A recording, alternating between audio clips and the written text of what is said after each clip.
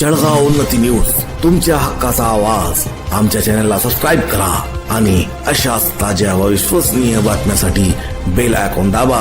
तुमच्या विश्वासावरच उभे राहतो जळगाव उन्नती न्यूज. शाळेला जाताना काळाचा घाला.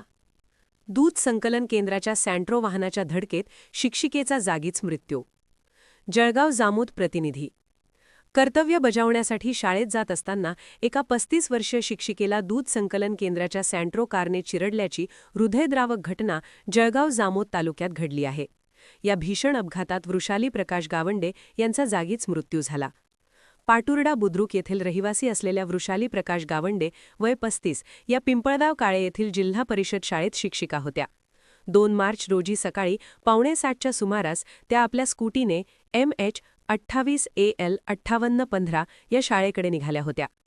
कवठळ भेंडवळ रस्त्यावरून जात असताना पाठीमागून येणाऱ्या एका दूध संकलन केंद्राच्या सँट्रो कारने त्यांच्या स्कूटीला जोरात धडक दिली. धडक इतकी भीषण होती की वृषाली गावंडे खाली कोसळल्या आणि कारचे टायर त्यांच्या डोक्यावरून गेले. या अपघातात त्यांचा जागीच मृत्यू झाला. अपघातानंतर सँट्रो कारचा चालक वाहनासह घटनास्थळावरून फरार झाला आहे.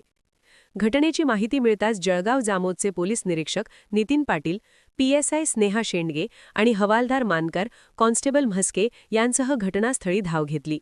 पोलिसांनी मृतदेह उत्तरीय तपासणीसाठी पाठवले असून फरार सँट्रो कार चालकाचा शोध सुरू केला आहे. वृषाली गावंडे यांच्या निधनाने पाटुर्डा आणि पिंपळगाव काळे परिसरात शोककळा पसरली असून एका कर्तव्यदक्ष शिक्षिकेला गमावल्याने हळहळ व्यक्त होत आहे. जळगाव उन्नती न्यूज.